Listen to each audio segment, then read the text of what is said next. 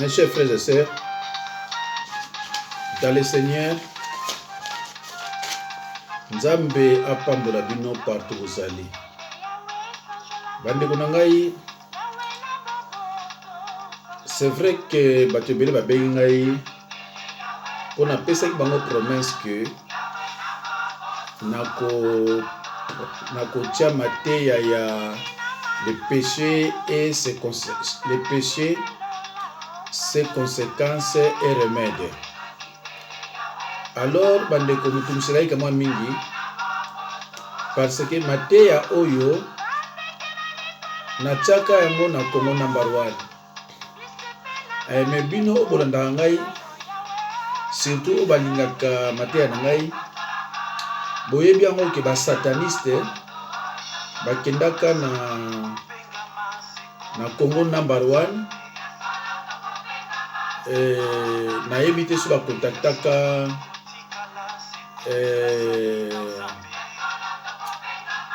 mokolo ya Congo number 1, je ne sais pas, mais balongolanga bamate ebele.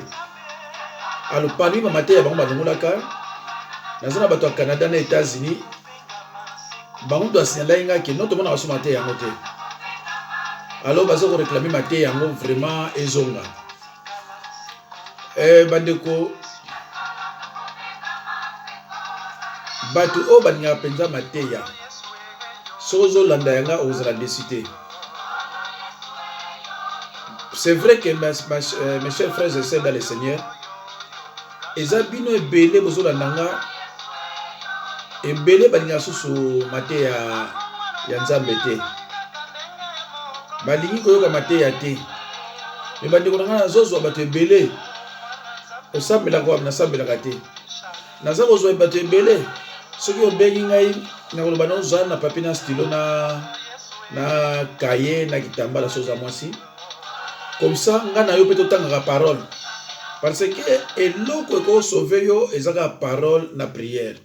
Alors qu'est-ce que j'ai fait na bon mama oza kuno be papa oza kuna tanga liloba.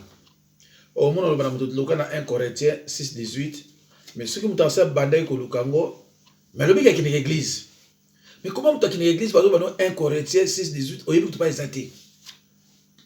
Musu solo bina Lévitique mais banda au lukai pas exaté.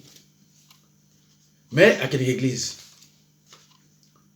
Bande komino to la ngai. Bino to kini église.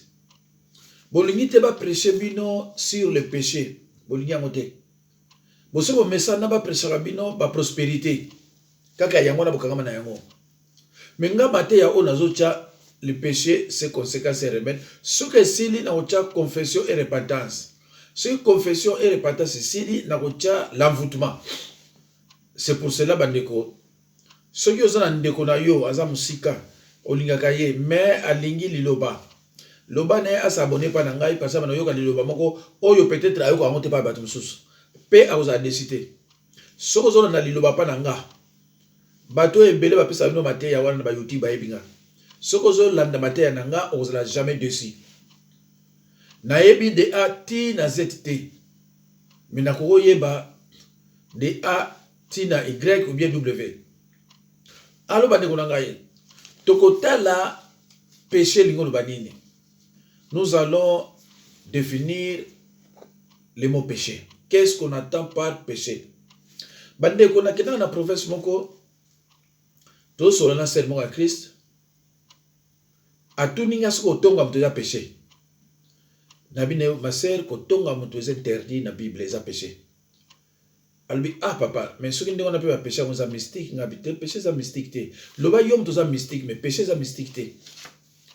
Nabi ma sœur lobi nga ndeko na ponani abi non parce que biso nga na zana camarade na nga ya mwasi chaque samedi to kende quelque part tozo ko tumba bakamundela na biso na pilipili oyaki na bakwanga soki tole tozo tonga sikoyo baninga et tout ça là chaque samedi soki to bando koma déjà ba jeudi to bando sepela poto yebi ke samedi to kono tonga bato tozo na bakwanga bakamundela ba pilipili tout ça rappelle très bien. Mais sikoyo zo yebisa biso ke ko tonga eza péché. Mais sikoyo donc d'autres ont péché belé. Ngabité ma sœur eza péché au confesser mo soki motola tonga rabino bino tonga kaye elone ni bosala ye. Alors c'est pour cela ndeko na ngai soki makamuso yo bakatiki eza péché neti mensonge, vol, tricherie, biloko tout wana bandiko eza ba péché. Mais bokoyeba nauti ko préparer susu maté yango c'est vrai que eza pasi mais bolandaka na bandako lobia binongo ba jeune pasteur, ba jeune évangéliste, je suis sûr que beaucoup sera vraiment satisfait. Donc thème ya maté ya oyo ezali nini le péché, ses conséquences et remèdes. Il faut qu'on y ait péché oyo ça la conséquence nango ezali nini. Frères et sœurs en Christ, bien-aimés, Satan et son royaume puissamment organisé cherchent à s'assurer le contrôle de tous par le péché. L'ennemi incite l'homme ou la femme au péché. Le péché est le principal obstacle de la guérison. Frères et sœurs en Christ, la Bible nous enseigne que le cœur de l'homme est mauvais dès le bas âge. Il préfère le péché à la droiture. C'est du cœur des hommes que viennent de mauvaises pensées. Les faux témoignages, les viols, les vols, les meurtres, l'adultère, les mensonges, la prostitution, la méchanceté, l'orgueil, la calomnie, etc., etc. Matthieu 15, 19. Marc 7, 21 à 23. Le cœur de l'homme est mauvais dès le bas âge. C'est du cœur de l'homme que viennent les mauvaises pensées. Tricherie, fraude, viol, tout ça est outre dans mon thème. Bien-aimés en Christ, lorsque vous commettez des péchés intérieurs,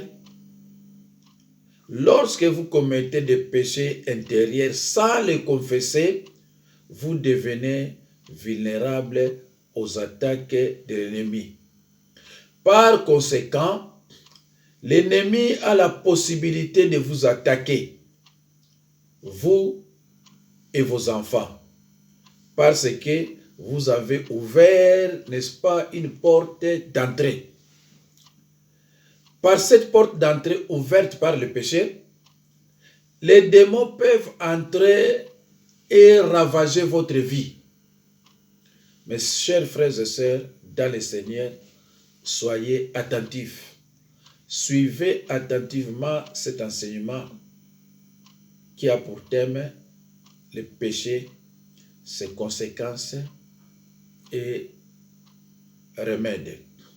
Ndeko na ngai, na mateya oyo bokomona conséquence ya péché. Mais remède nango ezali nini? Bandeko, yo mwana nzambe, un croyant né de nouveau, c'est-à-dire un chrétien, vous n'avez pas de péché de condamnation. Des péchés irrémissibles n'existent plus. Ezalaki tango Jésus-Christ ayaki, mais ezalaka sous-souté. Donc, quel que soit péché oyo sali, confessez en mot avec une repentance sincère, nzambe akolimbisa yo. Mais ce n'est pas parce que vous avez un péché de condamnation que vous avez un péché oyo lingi. Tozo kendeke bandeko na ngai. Dans Jean 5, 14, dans l'évangile de Jean 5, 14, Jésus-Christ a dit au paralytique qu'il venait de guérir, va et ne pêche plus, de peur qu'il t'arrive quelque chose de pire. Cela sous-entend que sa paralysie était une conséquence du péché. Va et ne pêche plus. Ndeko na ngai, bapasi nyonso ozomona na vie na yo ezali cause na péché. Bapasi presque nyonso. Na Bible Job 5:6, la Bible dit le malheur ne sort pas de la poussière. Tout malheur a une cause spirituelle. Car ce qui est visible vient de l'invisible. Ndeko na ngai, lelo yo bino bozo benganga. Papa nazomona boye, nazomona bambwa bazolanda ngai. Papa nazomona nazalaka na poto, mais nazalaka toujours na kitasa nazaka kolamba. Papa nazolala na mosi na ndako ta ko se retrouver to minute misato. Nazosala, mais écoutez mes frères et sœurs, mais parce que vous avez ouvert une porte d'entrée. Soit ezanayo, soit cette porte là est fongwami par les iniquités causées par les iniquités de vos parents. Donc, sans péché, 95% sans péché, bilo kone kozana yote. Allo bandeko, yangwana foye baka, péché on a sala eza nini. Soki ndeko na kosilisa yango te, mais bokota la numéro oyo ekozala 110. Alors 111 ekoya. 111 ekoya, na oza toujours boy. Soki 111 ye, avant otala 111, tala liboso 110. Avant otala 112, tala liboso 111. Landila ngonde wana o comprendre ko ngai. Pe ba verset o yango bozo mona tina zolo bango, nazo kendeke malembe ba na Nzambe po bo comprendre. O eza enseignement moko ya mutuya o ba bengi le péché, ses conséquences et remèdes. Okoyeba parfois pourquoi comment na impuissance. Okoyeba parfois pourquoi botaka susuté. Okoyeba pourquoi ozoko la bamboa bazolanda yo ezo piso signal que nzoto na yo eza na balien na monde à ténèbres à partir de la péché ne yo koyebila yango. Dans Nombre 5:14, la Bible dit clairement que si vous péchez contre l'Éternel, sachez que votre péché vous retrouvera.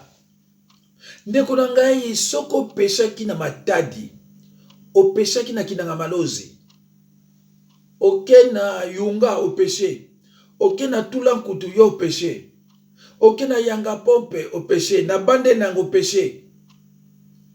Tango okimo kobombana na yanga pompe, péché ne landi yo. Ti oke siko na luozi, osala na luozi, mais péché oyo péché na kinanga malozi. Lukola nano confessé yango te, péché onezano kaka. Péché oyo salaki na tula nkutu. Yo siko oke ovanda na banzango yo, to na yalala na péché na yo. Péché ezaneti konkite, mais péché ezaneti sonzo. Sonzo balongola yango. Mais konki soko so beti boye, en tout cas ti oke nango. Alors péché eza konkite. Péché ezali bandité. Péché ezali sonzo. Et le moko tango confesser selon 1 Jean 1:9 et kenango. Mais il faut qu'on y ait. C'est pour cela bande ko bolanda malembe tito ko comme place moko expliquer biso que l'apôtre Paul fait une distinction entre le péché extérieur et le péché intérieur. Pour comprendre la différence entre le péché extérieur et le péché intérieur. Ba mususu ndena zolo baboye ba terme oyo ya péché extérieur na intérieur na bazo ko ngalelo. Poto mona bato mususu bazo ko tuna est-ce que péché libande ezalaka? Mais to so kota toujours bande ko nanga na parole. Frères et sœurs en Christ, Ève et Adam ont péché. Ils ont mangé les fruits défendus. Ève et Adam ont péché. Parce qu'ils avaient mangé les fruits défendus. Genèse 3:6. Le prophète Abraham a péché. Il a commis l'inceste en épousant sa demi-sœur Sarah, l'enfant de son père. Bandeko, Nabandi, toujours qu'on a bien. Sarah, moi si ya Abraham. Azalaki mwana ya papa ya Abraham. Mais azalaki mwana ya maman na été. Alors c'est précisé dans Genèse 20, 12. Tant bakanga Abraham, parce que ça sera demi-mensonge, Abraham a dit que non, ce n'est pas ma femme, ce n'est pas seulement ma femme, c'est ma sœur. Alors, Batumusus va interpréter qu'il y a le baki, aza sœur, na yé, frère, sœur en Christ. Moutona yebi Bible te, akendaga musikate, ayoka eka koyoka, après atiamo. C'est pour cela, bande konanga boyoka ngai bien. Kolanda kamate ya n'importe qui te. Parce que ma venturier est basé belé, surtout ce qu'on a français. Ce qu'on a français, bandi ko ba français wana neti waya yolobi. Ah, oh putain, ma kwa zolo solo. Nzoka za venturier. Moko oya yibine ku le wate. Dans le Bible, le prophète Abraham, premier prophète dans la Bible, c'est Abraham. Le prophète Abraham a péché. Il a commis l'inceste en épousant sa demi-sœur Sarah, l'enfant de son père. Genèse 20, 12. Il a ensuite commis l'adultère avec la femme égyptienne Agar. Genèse 16, 13. Bande kobiloko naza koloba c'est vérifiable.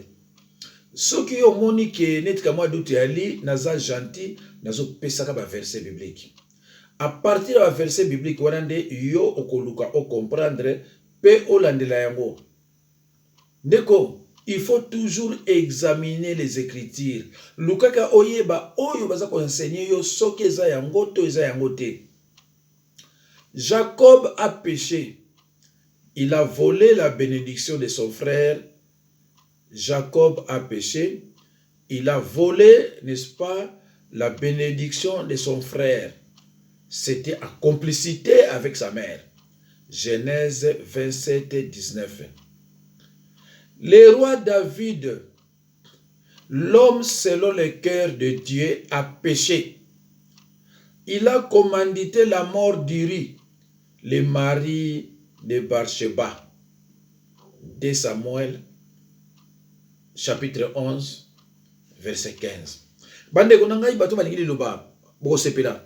Parce que makame belé nazo loba awa bozo découvrir yango. Peut-être oyebi yango mais verset la raté. Mais ozo mona nazo peso verset pozo landelango ozo comprendre. Ndeko nanga ce n'est pas la peine ya kolandaka na YouTube oh révélation, oh prophétie, oh de ils ont aventure. Biloko na bazo elaka bino ba bi côté ya te, ba bandi la même kabino na révélation, prophétie et tout ça. Zoali lobate ya peuple a changé. Zoali lobate ya peuple a changé. Bazo ela bino na lukuta ya ba révélation, ya ba prophétie alors que ce sont des divinations. Il y a une différence. Tozo kendeke male be bandeko. Na ko mema bino na ba différence on a nyonso ba divination, différence entre divination na ba prophétie. On explique nous ma bilo nyonso na male bandeko na ngai. Alors, tout péché est condamnable. La miséricorde de Dieu n'exclut pas la punition. L'enfant fruit de l'adultère est mort. 2 Samuel 12, 16 à 18. Jeûne et prière non confessée. Ndeko, Nzambe aza Nzambe. David eloko asalaki atindi mobali ya Bathsheba Uri pote bakino koboma ye yatika na mwasi. Alors soki abomaki ne atindaki mobali baboma ye te ntango mosusu oyo eyelaki ekoyela ye te. Alors bandeko na ngai mobali wana akufaki après ye atikaki na mwana mwasi wana. Alors, balobi, la miséricorde de Dieu n'exclut pas la punition. Ti batinda ki prophète Nathan ya kopesa sango po ba yebisa yeke mwana oyo boboti na Bathsheba mwana na okufa. Bathsheba c'est qui? Aza maman Salomon. Et après ben kobota Salomon après décès ya mwana wana. Donc ce qui nzambe alobi na yo ndenge nzambe alobaki na acte ya salaki jeûne et prière non exaucée, pas exaucé qui a monté. Parce que à côté de jeûne, comment il est là? Mais ils ont exaucé parce que o ya salaki elekaki yangwana nzambe lobaki na ye oyo zo sala liwape ekokota na libota na yo. Yangwana ndeko nanga bomonaki David akomaki kolela na ba psaume. Kolela ya psaume na ba beya sala elekaki trop. Il a tué azoba copine bele bani. Alors akomaki kolela na ye. Yamona babenga ba psaume. Alors sikoyo yonde kunangai tango yuzo ke délivrance neti ser muso abenga ngai nazo so exemple exemple. Alors papa va pesa 50 psaume na sambeli yango rien baba kisinga 40 donc na 90 90 psaume bo ba psaume yazo sambelaka eza yete za David ba pesa ya David ya kumiko sambelaka ngo ndeko nangai tala kozanki lokoyeba liloba et pas ezo memayo. Jésus-Christ a dit, ceux qui sont mes frères et sœurs, ce sont ceux qui écoutent la parole de Dieu et qui la mettent en pratique. Si vous avez bien le bâté, talandenge ba kumiko sakano ndeko nangaye. Parce que vous avez bien le bâté. Lukandeko oye ba liloba ozala bien. Sinon et ça passe. Alors, chers frères et sœurs dans le Seigneur, la prophétesse Marie, sœur de Moïse et Aaron, a péché.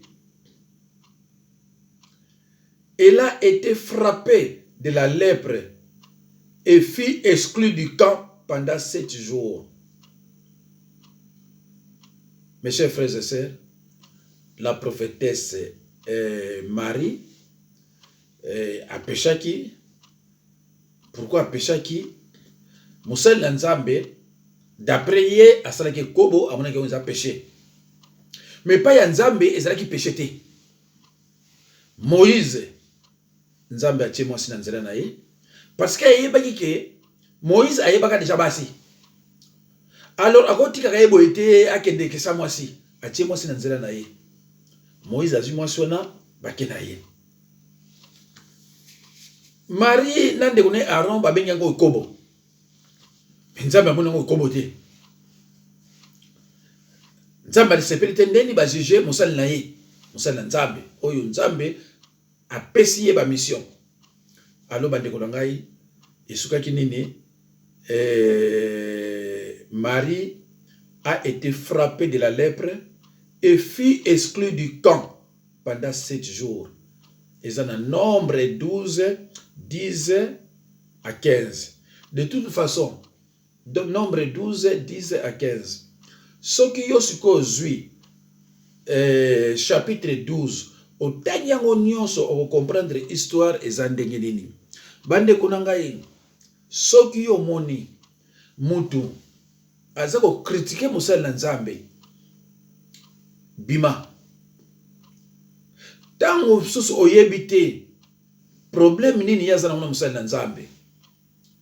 Pe mutu oya leki ne media azolo critiquer Moussa Nzambe. Oyebite makambo yazolo basukeza ya solo. Ndeko kokota te. Kochape ba commentaire te. Ça n'engage que elle. Tala Marie prophétesse makambo salaki et oui, la qui est. Bande ko ngai. Yo okoya ko critiquer Moussa Nzambe. Ngai o nazolo banabino. Banda tongo na lamwa ki sur ba 13h. Sikoyo toza 1h40. Nana lalité. Bato na yambi lelo ba yebi bazai combien? Na yambi mobali. Moko ba oyo bazobenga bazali banda ba États-Unis banani.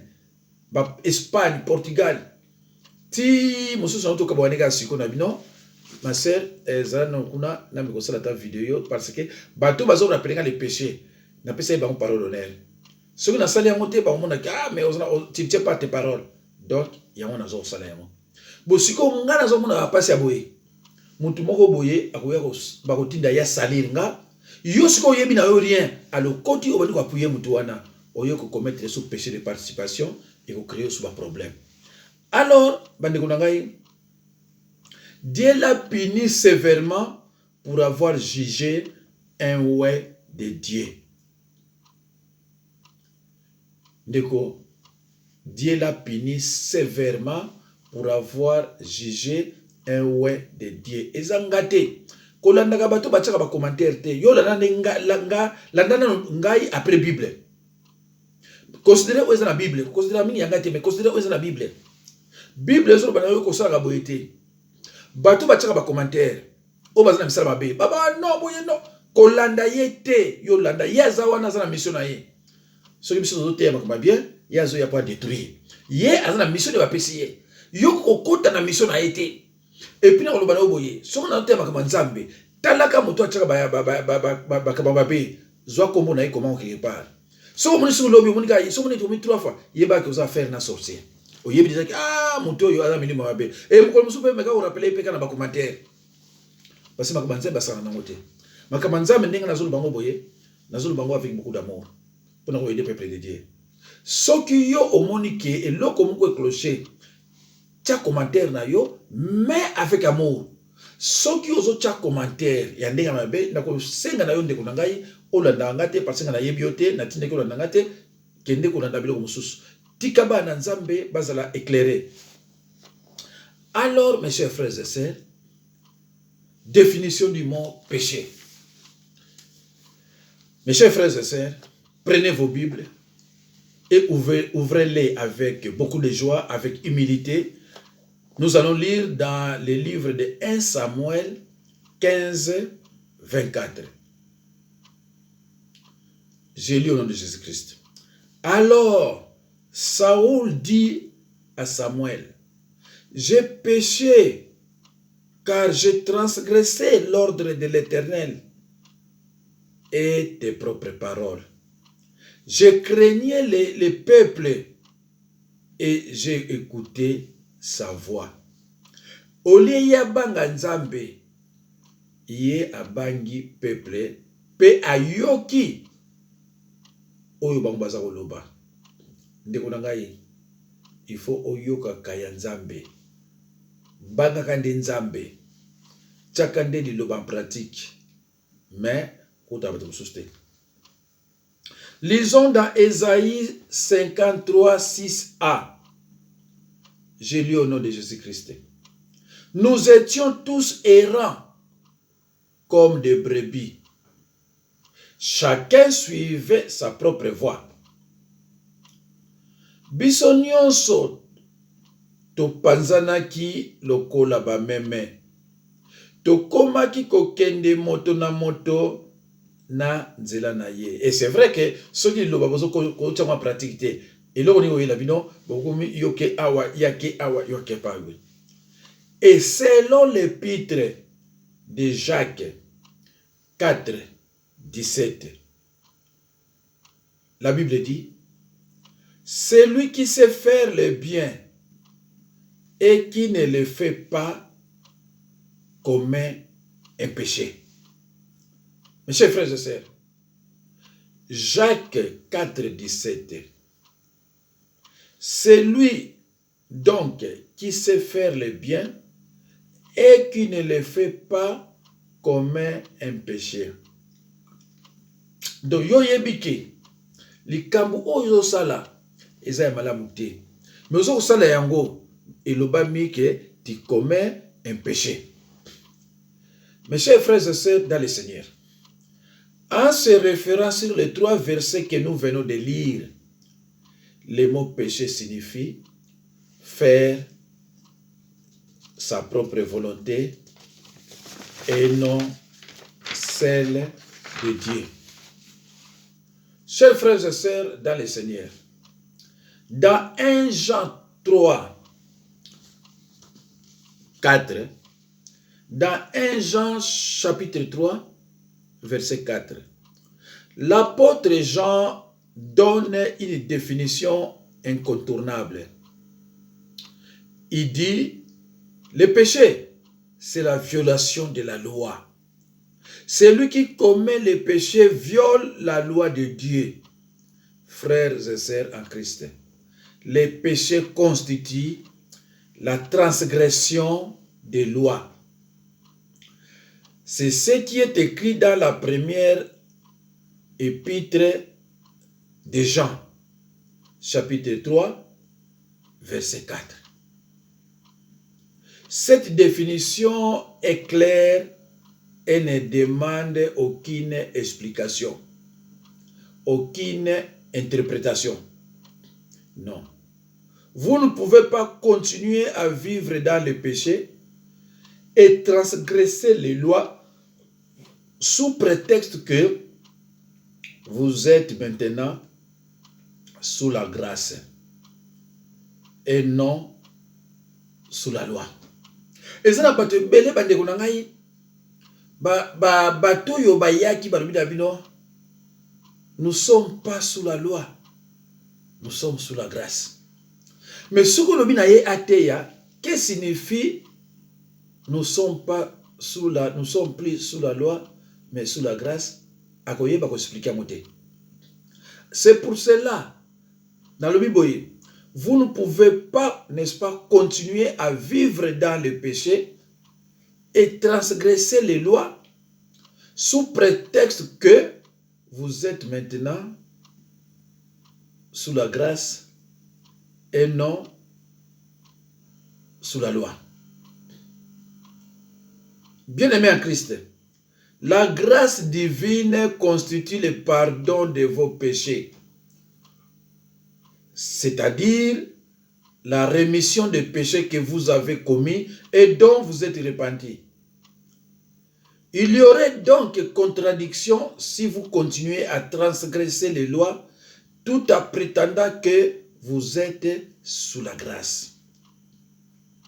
Il y aurait donc contradiction totale si vous continuez à transgresser les lois tout en prétendant que vous êtes sous la grâce. Mes chers frères et sœurs dans le Seigneur, le vocabulaire biblique relatif au péché est abondant. Transgression, infidélité, faute, offense, tort, iniquité, infamie, etc. Il caractérise l'insoumission à la volonté de Dieu, le désir d'agir à sa guise. Chers frères et sœurs, le refus de reconnaître